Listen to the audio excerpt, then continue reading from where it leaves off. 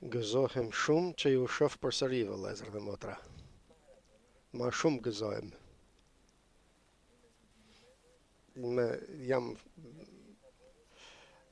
do do të mund të mos isha në këtë moment këtu. Do të doja t'ju thoja do gjëra, pak gjëra për sa kalova, për peripetit e mia. Personalisht unë, familja ime dhe kisha në të cilin shërbej në Glifadh. Përpara pak muajsh në gusht, me datën 10 gusht pak a shumë, kisha një dhëmb që më dhimbte dhe nga që Sofia Peristeraqi mungonte është doktoresh dhëmbësh, mungonte ajo dhe nëpërmjet internetit gjetëm një doktor dhëmbësh, një dentist, sepse do të rregullu dhëmbi. Shkova tek ai doktor, i thash se jam me zemër, kam probleme me zemrën, kam apinidhoti quhet ai me kabuj në zemër dhe mos duhet të marr ndonjë antibiotik. Dhe tha nuk është e nevojshme.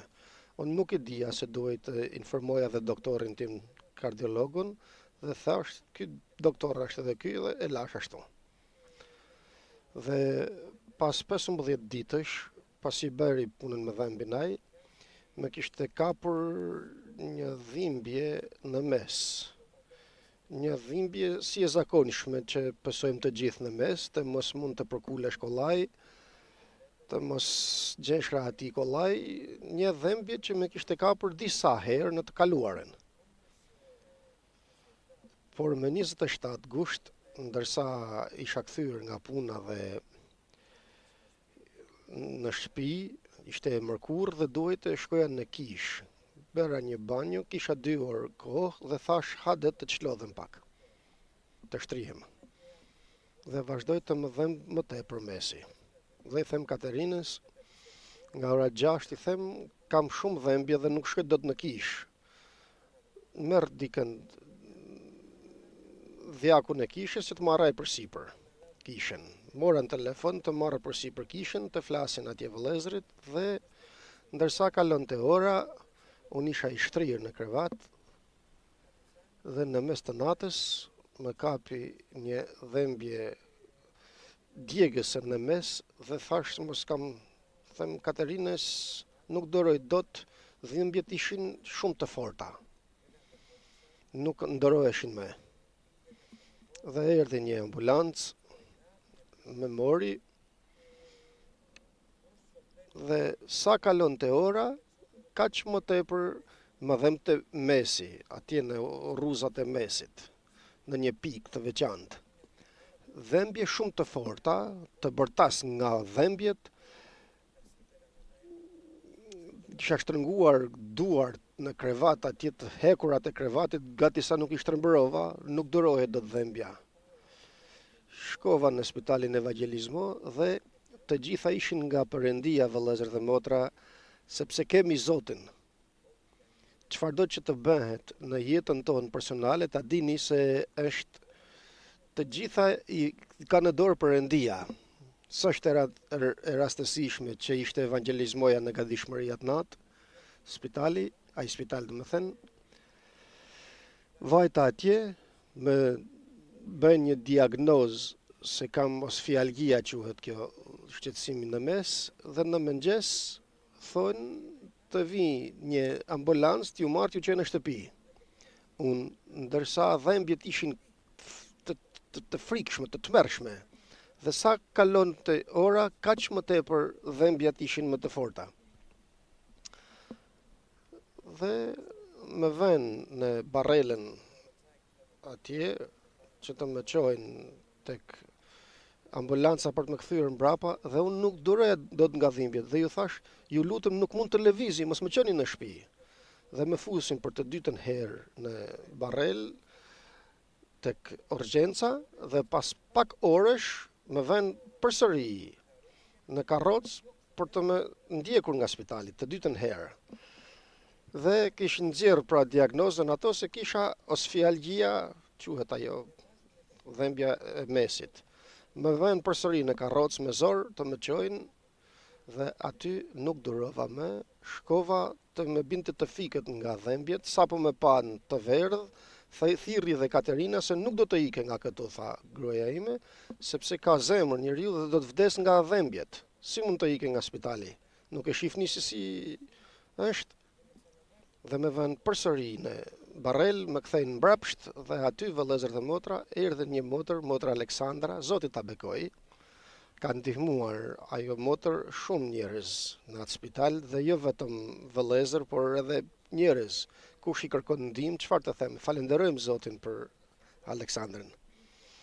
Erdhi aty, kishte thënë përpara se nuk do të mund të arrinte të vinte, por i solli Zoti kështu gjëra që erdhi. Dhe më tha, që kemi vlla Andrea, si je, çfarë bën? Dhe vend dorën e saj në ballin tim dhe bëri hir Perëndia dhe kisha temperaturë në atë moment. Dhe thot, kjo ka temperaturë. Sa po dëgjuan për temperaturë, doktorët vinë aty, më marrin gjakun, të bëjnë një kalierje dhe panë se është infektuar gjaku im nga një mikrob. Dhe doli dhe mikrobi që kisha stafilokoko quhet. Është nga mikrobet më të vështira dhe të këqija, po të hyjnë në gjak ky stafilokokos. Është e vështirë që njeriu të rrojë me një mikrob të tillë. Shumë e vështirë të jetoj. Po ta arrish e arrite. Po se arrite, iku njeriu. Dhe po të kisha ikur nga spitali, do kisha vdekur. Do kisha pasur sipsimia. Më marrin nga urgjenca, më futin në një dhomë, unë dhembjet të mëdhaja përsëri, dhembjet nuk më duroheshin më, nuk mund të mbahesha.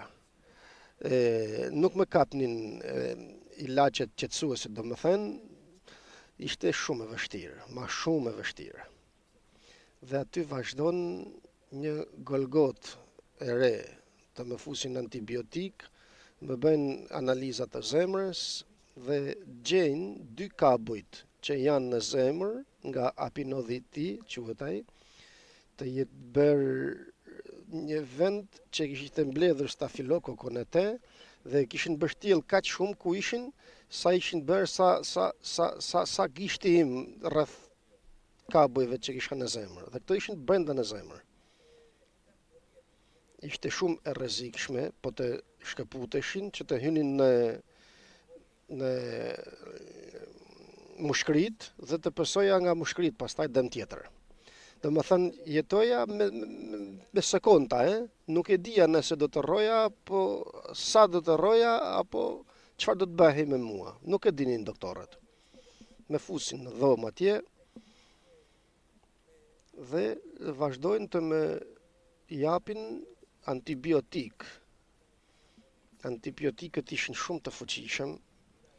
Mora 65 litra antibiotik. 1 litër në ditë, 75 ditë në spital qëndrova, 2 muaj e gjys, paka shumë, 2 muaj e gjys, dhe për 65 ditë, çdo ditë, bile për 70 ditë, merja antibiotik. Kisha shumë vështirësi dhe duhej rruzat e bardha të gjakut kishin rënë në 500 për shkak të antibiotikëve të shumt dhe duhej të bëhej operacion. Tani të heqin apinodhitin e infektuar dhe kabujt të infektuara që ishin brenda në zemër do i hapur dhe të nxirrnin. Duhej të bëja operacion të më hapnin këtu, të më hapnin zemrën dhe të nxjerrnin me atë mënyrë. Por vëllezër dhe motra, për këtë arsye Zoti i vën në lëvizje të gjitha.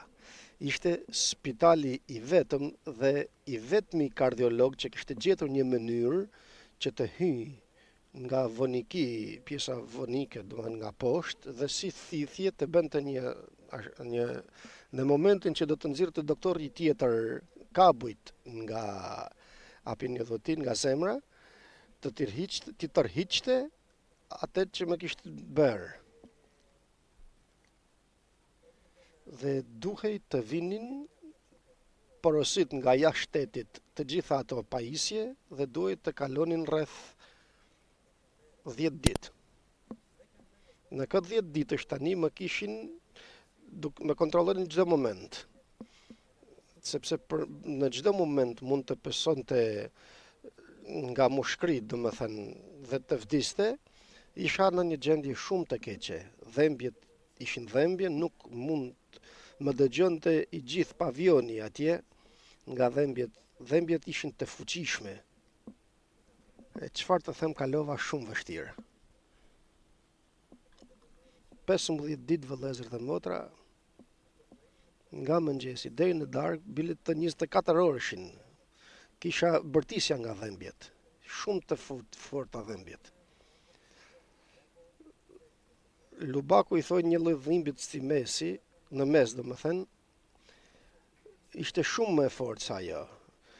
Më kishte goditur urruzën e 5, besoj se kështu quhet, e cila mban trupin. Dhe aty kishte coptuar, atë kishte bërë sikur të ishte sfungjer mikrobi atë, përveç problemeve të zemrës. Leçe më kishte goditur edhe një muskull që ishte pranë dhe nuk lëvizja dot. As majta, as lëvizja, as djathas. Isha 50 ditë dhe pas ndërhyrjes kirurgjikale isha në kurriz dhe nuk lëvizja. Në kurriz dhe i pa lëvizshëm. Të kisha dhembje, të bërtisja dhe t'i kërkoj Perëndis. Por dëgjojeni diçka shumë e bukur kjo. Nga e para herë ku pata dhimbje, që nga fillimi dilte 2 fjalë nga brenda mejet: drejtësi o Perëndi dhe dashuri. Nuk i thash asnjëherë se pse ta pësoj unë o Zot dhe pse ma lejove këtë o Zot mua. Por kuptova se Perëndia është ai që është drejtësi dhe që e lejoj gjithë këtë, më don. E lejoj, por edhe më don. Dhe në dashurinë e tij është i dhëmshur, i mëshirshëm,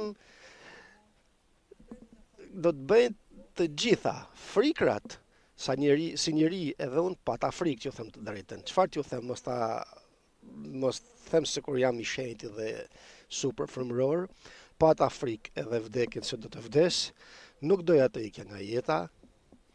Do të më thuash, vëlla, jetë e përjetshme dhe po të ikesh nga këtu do të shkosh në qiell, e nuk janë kështu gjërat, vëllezër dhe motra. Kam ardhur pranë vdekjes disa herë, të paktën 3 herë të tjera pranë vdekjes. Por këtë herë ishte krejt ndryshe.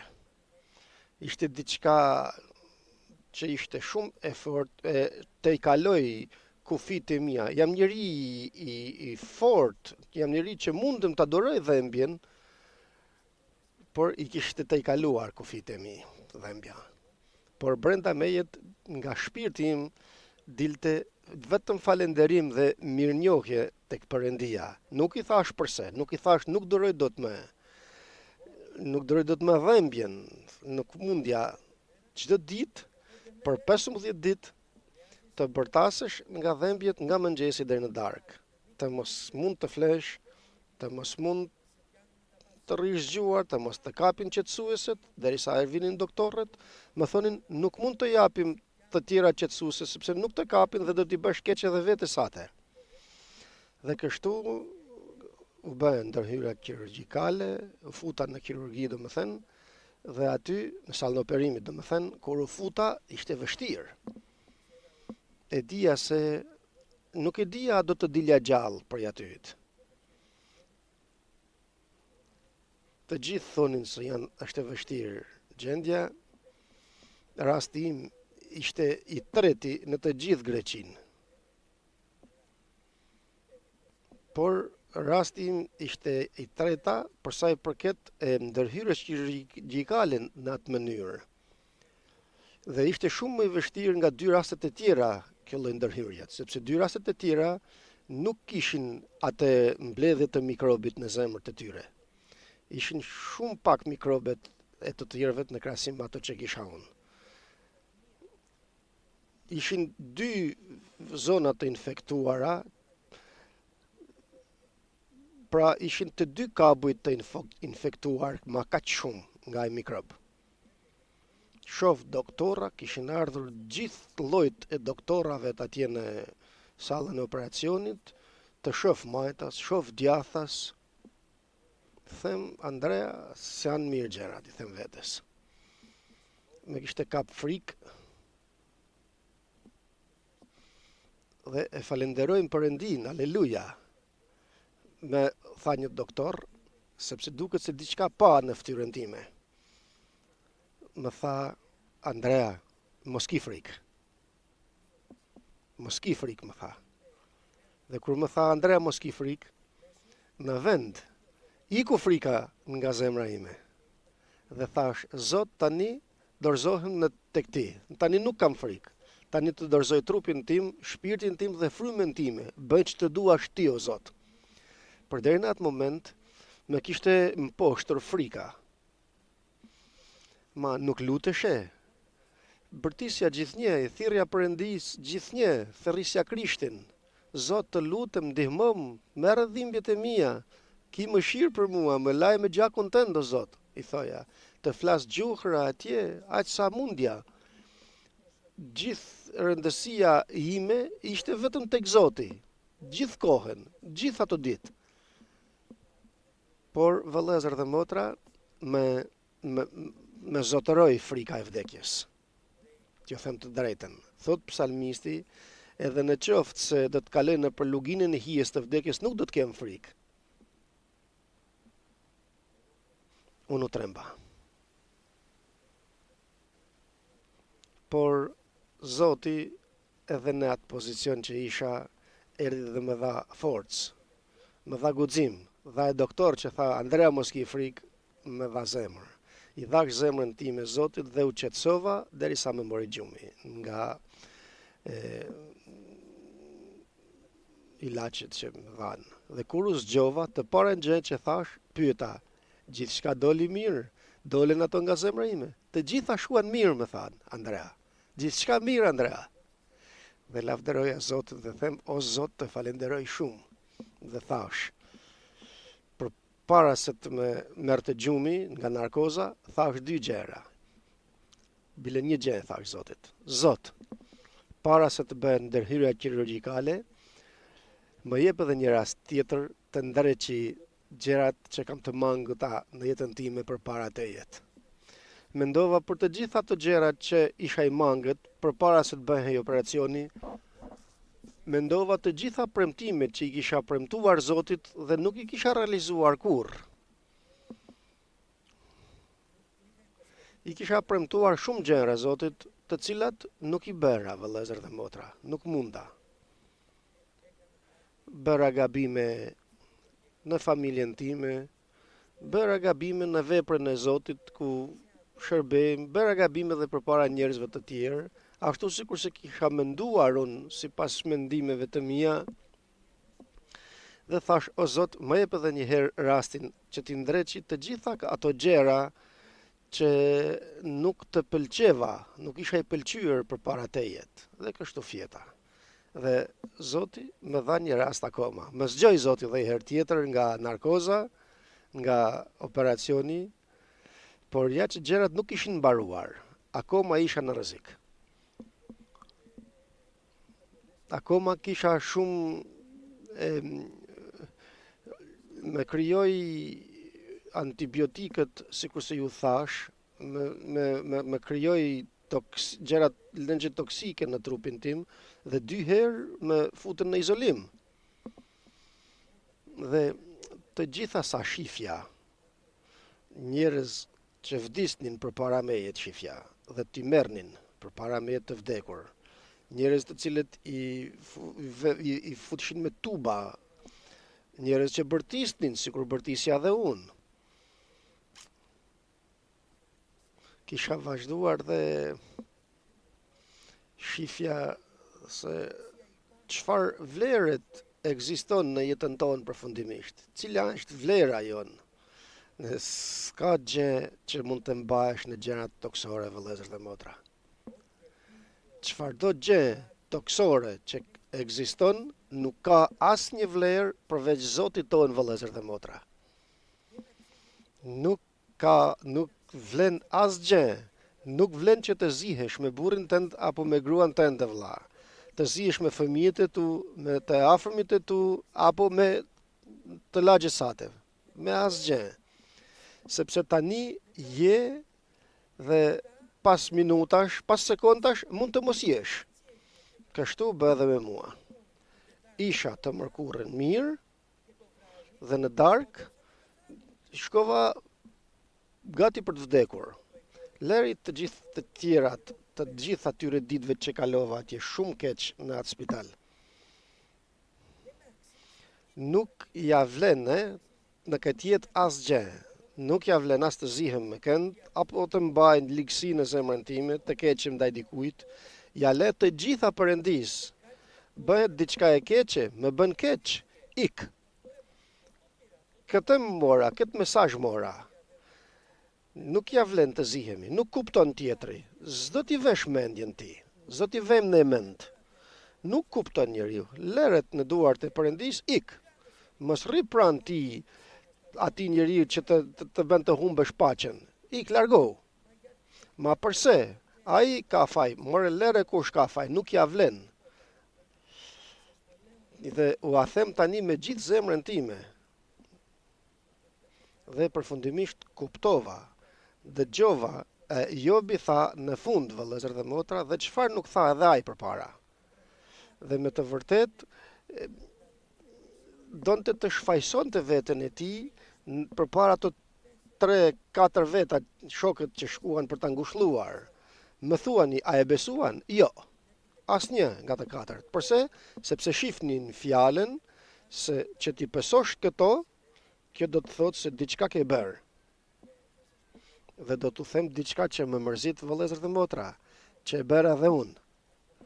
Dëgjoja për një vëlla që nuk e simpatizoja shumë, për një familje, dhe kalonte një provë të madhe a njëri dhe thoja, ja, Perëndia, ja. Dhe mund të jetë mbase edhe kjo e vërtet, por unë përse të thoja. Perëndia e kalon mësimin. Nuk them, tani po kalon mësimin e tij vëllai nga Perëndia, por ja fantazoni vëllezër dhe motra që ta marrë Zoti nuk prish punë, është mirë e ka, por jo, nuk arri deri në këtë pikë që them le të ik nga jeta, por kam thënë edhe unë, apo edhe ju ndoshta, apo disa nga ju se që ta pësoje këtë, kështu thonin edhe miqt ose shokët e Jobit që shkuan për ta ngushëlluar, që ti pësosh të gjitha këto do të thotë se nuk ishe i pëlqyer në sytë e Perëndis, dhe vetëm ai e dinte dhe Perëndia se s'kishte bërë asgjë. Hajde të gjetë drejtën e tij, e gjeti, kur nuk e gjeti. Por në fund, vëllezër dhe motra, dhe do t'ju them diçka që më bën përshtypje, që se kisha kuptuar kurr. E dini se kur e bekoi Zoti? Dua ta shohim pak këtë. Kush don ta hape tek Jobi?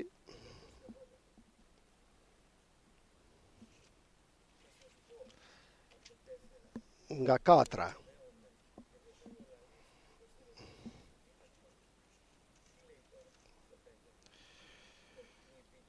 Është kapitulli 42 i Jobit, kapitulli 42 paragrafi 4. Dëgjom pra dhe unë do të flas. Unë do të bëj një pyetje dhe ti do të më përgjigjesh.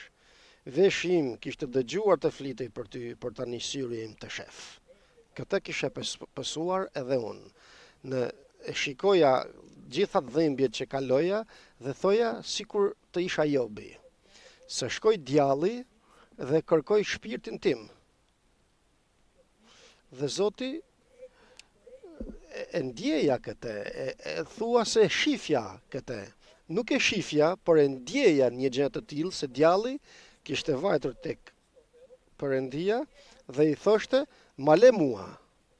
Po, për Andrean, për mua thoshte, të shofesh. Dhe sikur dëgjova brenda meje, kështu e ndjeja se preke, por deri aty ku do të lejoj unë. Kështu e ndjeja. Nga momenti që me futën në atë dhomë në spital, ku me morën nga urgjenca, me futën në dhomë atje në spital, dhe gjithë këtë e ndjeja brenda mejet. S'dua t'ju them gënjeshtra se e pash, për kështu e ndjeja. Ishte thuse e shifja, ka që thellë e ndjeja. Dhe thash, atë që ndjeva, thash, deri aty ku do të them, ma deri ku do të arri, deri ku do t'jetë kjo pikë o Zot. Dhe shkoj shumë gjatë vëllezër dhe motra kjo. Shumë. Shumë ditë. Nuk mbaronin ditët. Por mund të them këtë. Dëgjoja për Perëndin. Mendoja se shifja Perëndin, por e dëgjoja. Dëgjoja predikimet, në lutje, në profecit, në dhuntit frymërore, dëgjoja për Zotin. Por tjetër është të dëgjosh dhe tjetër është që ta shofësh dhe ta dëgjosh, krejt ndryshe. Shef krejt ndryshe nga ato që dëgjon. Kur shef s'dija e kuptua atë që ju thash.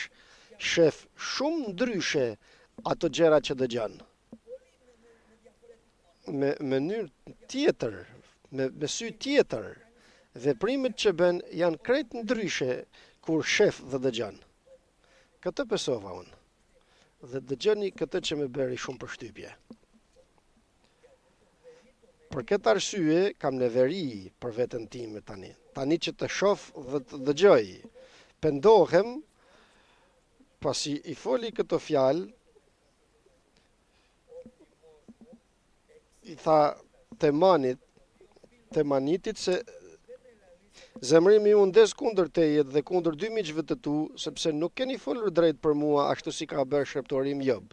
Tani pra merrni me vete 7 dema, sepse gjykuat në pa drejtësi, ju shifnit fenomenin, mund të qatë 7 ditë me mua, vëjse i shkreti do ta vizitoj një herë, 2 dhe pastaj do të harroj, dhe as ta marrë një telefon që të pyes për te. Këto u a them se këto gjëra kam bërë edhe unë përpara. Dhe një lutje, Zot, më kujtohet, vëlla mund të lutesh për mua. Një herë dikush më kishte thënë, vëlla mund të lutesh për mua, për një problem që kam, po e thash amin. Patjetër që do të lutem.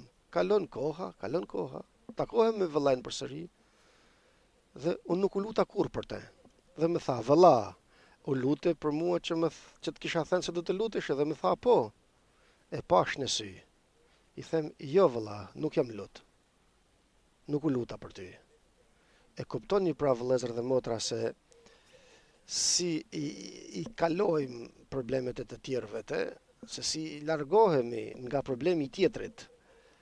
Dhe fjala Perëndis thot të tjera gjëra dhe ne mundohemi të shohim zbulesa, të shohim të na japë Zoti gjëra të mëdhaja dhe ne nuk bëjmë më të thjeshtën. Zoti e mësoi këtë. Çfarë mësoi? Ejani t'ju mësoj mësimin e fundit dhe më të madhin. Ku? Atje ku hanin. Vuri peshqirin përpara dhe lan këmbët e dishepujve vet. Don të bëhesh i madh, t'ju shërbesh vëllezërve të tu. Nuk ju tha do t'i predikosh dhe t'i mësosh vëllezërit të tu për t'ju lash këmbët, nevojat e tyre, problemet e tyre, çfarë do të kenë. Atë që mund të bësh, ta bësh dhe pastaj të tjerat. Lëri të tjerat, për të tjerat do të marrun përsipër. Unë kam për të drejtuar. Lëri të tjerat. Çfarë do që të bësh frymërisht është e imja. Unë kam për të përdorur. Ajo e jotja që mund të shpërblej Perëndia është çfarë ti shërbesh vëllait tënd. Aty do të paguhesh kur të mbarojnë të gjitha. Nuk do të paguhesh me shërbesën, do të paguhesh sepse shërbesa është e Zotit, s'është e jotja. Jo vetëm që nuk do të paguhesh, por nëse edhe ke fshehur në tokë, do të rrahesh për këtë. Vëlla, nuk mundem, psikologjikisht jam mirë. Këtë periudhë jam shumë keq. Nuk mundem atë që më ka dhënë Zoti ta vënë. Çfarë thua pra? Pse shkon në punë në mëngjes? Pse shkojmë në punët tona? Pse i bëjmë detyrimet tona si prindër që jemi? Le t'i lëm të gjitha pastaj. Derisa nuk mundesh. Dhe kështu braktisim atë që Zoti do të japim llogari për te. Por për çfarë do të paguhesh? Do të paguhesh pra për atë që tu shërbesh vëllezërve të tu. Dhe dëgjoni vëllezër dhe motra, që të vazhdojmë.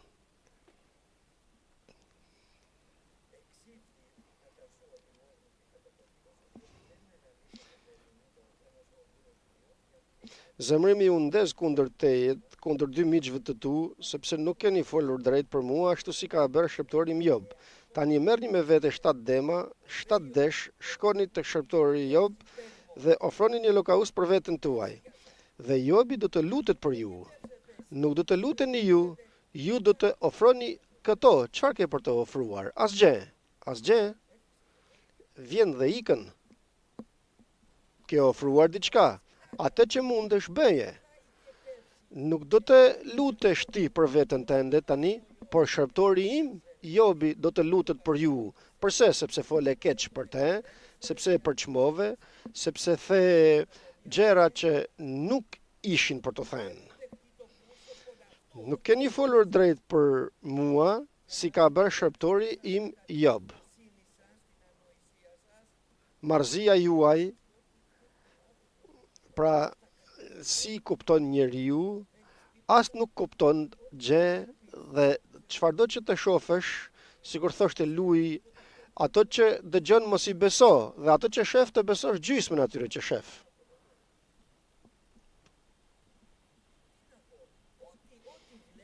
Të gjithkat që të shofësh e beson veten tënde. Jo. Shërptori im, Jobi, do të lutet për ju dhe kështu për respektin që kam për ju dhe kështu për respektin që kam për te, nuk do të trajtoj sipas marrëzisë suaj, sepse nuk keni folur drejt për mua si ka bërë shërptori im Job. Dhe Zoti i dha Jobit Jobi u lut për miqtë e tij, Zoti e ktheu në gjendjen e mëparshme dhe u lut për ta pra Jobi. I fali pra Jobi. Pasi u lut për miqtë e tij dhe e ktheu Zotin në gjendjen e mëparshme Jobin, Zoti i dha Jobit 2 fishin e tërë atyre që kishte zotëruar, se e kisha lexuar 1000 herë dhe them Zoti e bekoi 100 fish. Por tani, si e bekoi Zoti këtë njeri? Ma sollën flimin, deri me aty. Po, por kur? Deri kur u lut Jobi për ta, jo për flimin që sollën ato. Atëherë i çleroi nga zemërimi i Perëndis. Dhe këtë u thirrëm edhe ne të dashur vëllezër dhe motra. E falenderojmë Perëndin. Këtë përjetova dhe unë. Këtë dua të ndreqin në zemrën time. Mangësitë e mia, të bëhem një bashkëshort i mirë, të sillem mirë ndaj gruas time. Nuk besoj të ketë ankesa Katerina. Si grua mbase gjitha gratë kanë pak ankesat e tyre nga ne burrat, por edhe burrat kanë ankesat, a dini, Këto do t'i gjejmë me njëri tjetrin. Por them tani si Andrea për veten time. Të sillem mirë ndaj gruas time, ndaj fëmijëve të mi, të sillem mirë ndaj nusës të djalis, sepse Zoti para vitin e ardhshëm do të martohet edhe Vasili. Të sillem mirë ndaj fëmijëve të mi, ndaj nipërve dhe mbesave të mi, të jem një krishter i mirë, pa të keq në zemër, të ndreqi të gjitha këto.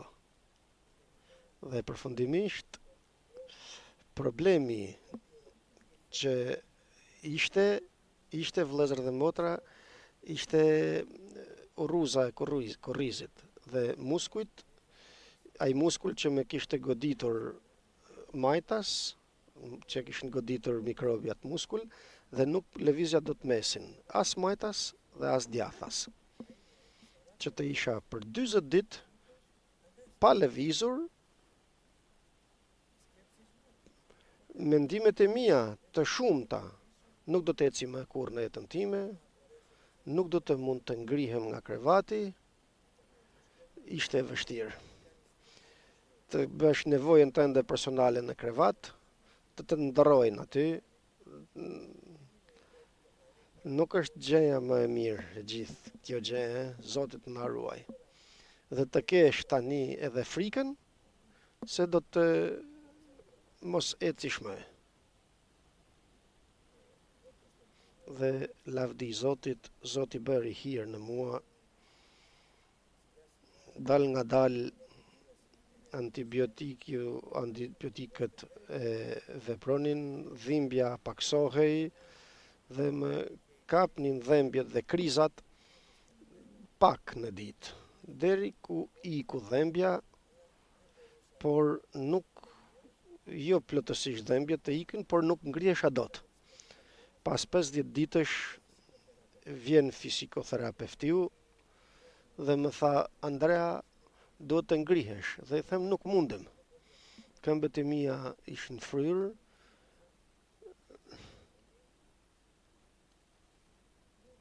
Dhe them nuk ngrihem dot. Kam dhembja, e di më tha se ke shumë të vështirë atë që ke, por duhet të vështirësohesh. Dhe I them mirë, do të zorizem. Ngritem me ndihmën e tij, me 1000 dhimbje dhe qëndroj pas 50 ditësh në krevat ndenjur. Dhe them, më bëri përshtypje aty. Them, Andrea, që të ngrihesh kështu në krevat ndenjur, kjo do të thotë se mundesh edhe të ecësh. Aleluja. Falenderojmë Zotin, vëllezër dhe motra. Dhe më thot, qoh tani. Dhe them, të qohem, nuk mundem, do të ndihmoj unë, më tha. Me kapi nga krahu, ngrita me 1000 zore në këmbë. E dini se si u ndjeva, vëllezër dhe motra? Thuse, po eci nga fillimi. Bëj një hap, bëra një hap para, një hap majtas, një hap djathas, nga fillimi, hade nga fillimi të gjitha, halleluja, hade një fillim I ri tani.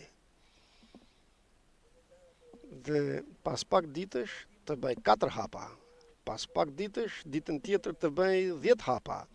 Hade më thot tani të dalim edhe jashtë dhomës që je. Dolem pak jashtë dhe ajo ishte.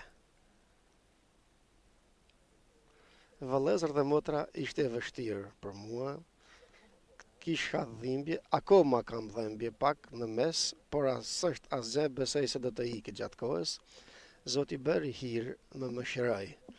Më dha përsëri jetë, dua ta shfrytëzoj tani më tepër në gjërat femërore, të bëhem më I zellshëm, të lutem sepse kisha shkatërruar në shtëpi, nuk lutesha dot. Tani nuk është në dhomë në lutjes për 10 minuta, nuk është të studiosh Biblën gjysore, studim është ky I Biblës. Duhet të bëhem pak më serioz tani në jetën femërore, që të mundet Zoti të më përdor ashtu sikur se don. Me atë mënyrë sikur ecja nuk bëhej, jo. Nuk do të punoj unë ashtu sikur të dua unë, por do të punoj Zoti ashtu sikur të doj ai me mua. Kështu duhet të bëjmë, të mos jemi si fëmijët e vegjël. Dhe them, Zot, po, nuk dua atë që përjetova, ajo që kalova, sepse ti e lejove, o Zot, dhe falenderoj Zotin dhe dua më tepër tani. Shumë më tepër e dua Zotin. E vlerësoj tani Perëndin tim. E vlerësoja, por tani akoma më tepër. Për këtë arsye them se s'ka vlerë asgjë në këtë jetë. Ta lëm frymën e shenjtë të veproj. Dhe dini që doja të lexoja, vëllezër dhe motra. Kam 10 minuta akoma. Tek Jobi, për të shoh ku është. Është tek Psalmet. Psalmi 18. Dëgjoni, kur I thot të gjitha këto Davidi, që atëherë kur u çlirua nga Sauli që e ndiqte dhe nga armiqtë e tij, kur u çlirua, e kuptoi se kush e ndihmoi, se çfarë ishte Perëndia për të gjithë atë kohë. Mirënjohja jon ka humbur. Për këtë arsye nuk jemi serioz përpara Zotit. Për këtë arsye vim kur të duam në kish. Vim kur vim. Për këtë arsye sillemi sikur se sillemi, se nuk jemi njerëz frymëror. Të japim një këshill të mirë, të na japi Zoti dituri dhe mençuri, që të menaxhojmë të gjitha gjendjet. Dëgjoni vëllezër dhe motra. Do të dua o Zot, forca ime.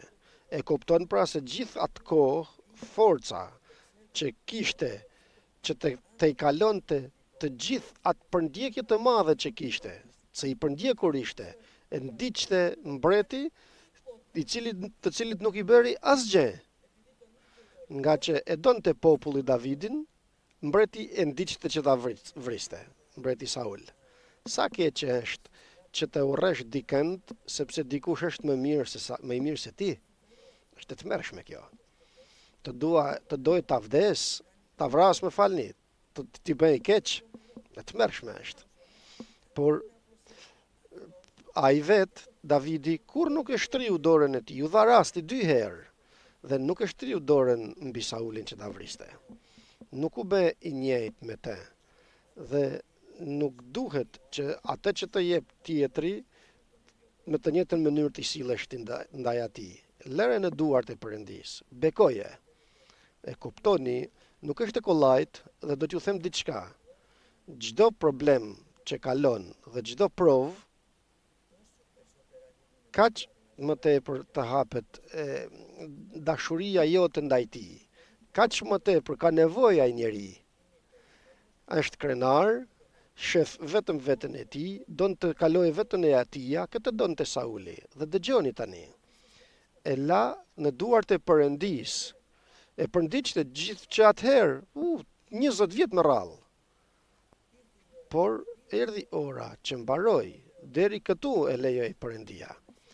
Dhe kur është për të përdorur Perëndia, mos u tremb kurrë, e dini se ç'pash në jetën time. Perëndia, nëse don të përdor, do të përndiqesh. Do të thojnë shumë gjëra kundër teje. Nëse qëndron, sepse gjithë çështja është të qëndrosh. E dini se çfarë do të bëj? Do të bëj Zoti kështu. Do t'i përndjek Zoti kështu, do t'ja largojë të gjithë dhe Perëndia çfarë ka për të vënë aty ku don ai. Por ti thjesht do të presësh orën e tij. Të mos shtrish dorën tënde mbi veprën e Perëndis. Dhe kur e çliroj nga të gjitha këto, e kuptoj se forca që vinte në te, që të mund të kalon të gjitha të vështirësi që kaloi nga ajo përndjekje e madhe, ishte nga Perëndia, nga fryma e shenjtë që e kishte vajosur Samueli në momentin që e vajosi, që mori bririn me vaj që e vajosi. Aty hyri fryma e Perëndis në te. Që atëherë fryma e Perëndis ishte në te. Që atëherë e drejtonte. Ma ishte edhe tek Sauli, jo, ishte larguar nga Sauli fryma e Perëndis. Përse? Sepse kishte urrëtie në zemrën e tij.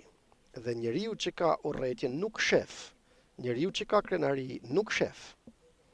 Perëndia të na ruaj. Dëgjoni, Zoti është shkëmbi im, kështjella ime. Përse? Sepse u mbështet në Perëndin Davidi. Mbi shkëmb, dhe kush është shkëmbi? Shkëmbi është diçka në të cilin mund të ndërtosh aty dhe të mos prishet kurrë që të bjerë. Dhe dini tek Mateu në kapitullin e 7 thot ja ta shoh pak vëllezër dhe motra, nëse është kapitulli 7.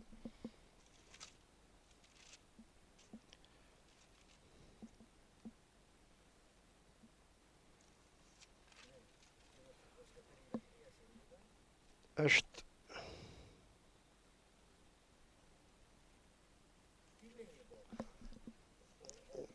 tek kapitulli 7 thot Zoti Jezu Krisht.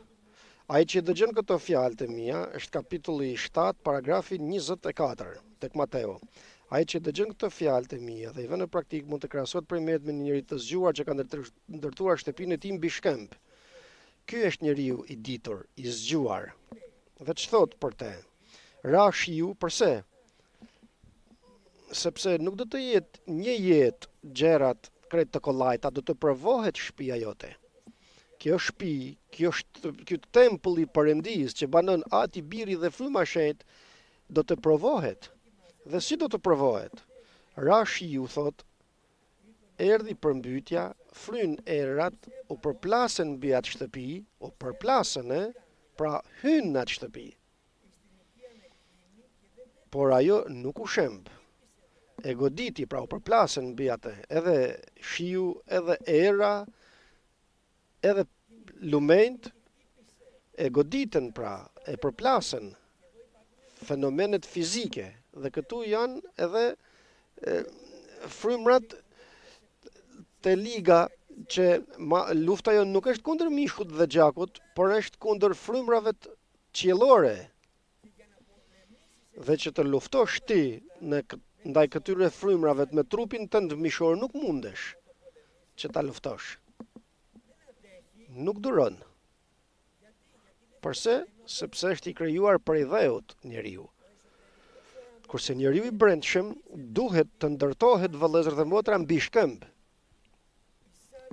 Mishi kundërton, ndërton në rër dhe e thot më poshtë. Përkundër erdhi përmbytja, fryn erat u përplasin mbi të, por ajo nuk u shemb sepse ishte themeluar mbi shkëmb.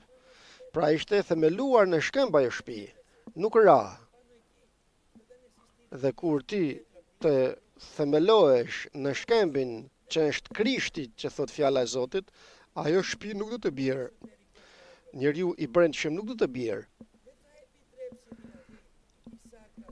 Nuk do të lejojë, domethënë, mishit të ndërtohet në rër. Sepse nëse njeriu frymëror forcohet, thot njeriu i jashtëm prishet, kurse i brendshëm për të rihet çdo ditë. Kur të prishet njeriu i jashtëm, dhe si prishet? Prishet përpara për brenda, pastaj prishet për jashta. Dhe dini diçka vëllezër dhe motra, se shumë thojnë se janë rilindur. Dhe jeta e tyre është në botë. Dhe them, ai njeri është i rilindur, nuk është i rilindur. E ka prekur Perëndia, po, ka ardhur prania e Zotit, dhe nga që u gëzua shumë dhe është i gëzuar, e preku Perëndia. Por i rilindur kush është? Është njeriu kur futet në të fryma e shenjtë, vjen fryti i frymës të shenjtë vëllezër dhe motra në të. Ndryshon, shëndërrohet. Nuk u rilindet nga një frymë, nga një fare prishme, por nga një e paprishme, që është fjala e Perëndisë. Nuk mund të ndërtosh në mish, nuk mund të ecësh me mishin. Nuk bëhet, vjen vdekja, thot qartë tek romakët. Nuk bëhet kjo, nuk është njeriu i rilindur. Nuk është rilindur kur, më pëlqen kjo, më pëlqen ajo, më pëlqen tjetra, më pëlqen ato që i pëlqen botës, Jo, nuk është i rilindur kështu. Njeriu i rilindur don që të kënaq Perëndin, është krijesë e re, dhe të parën gjë që duket tek një i rilindur është paraqitja e jashtme. Përse? Sepse njeriu i brendshëm tani më është i dhënë në Zotin. Njofti Zotin, shpirti i tij njofti Perëndin.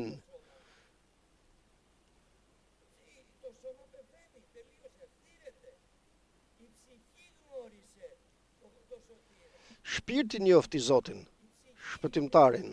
Shpirti mori këtë forcën, rilindjen. Atëherë çfarë bën?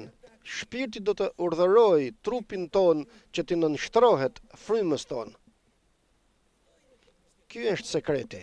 Tjetër që nuk ndryshon, nuk është i rilindur, janë thjesht gjërat.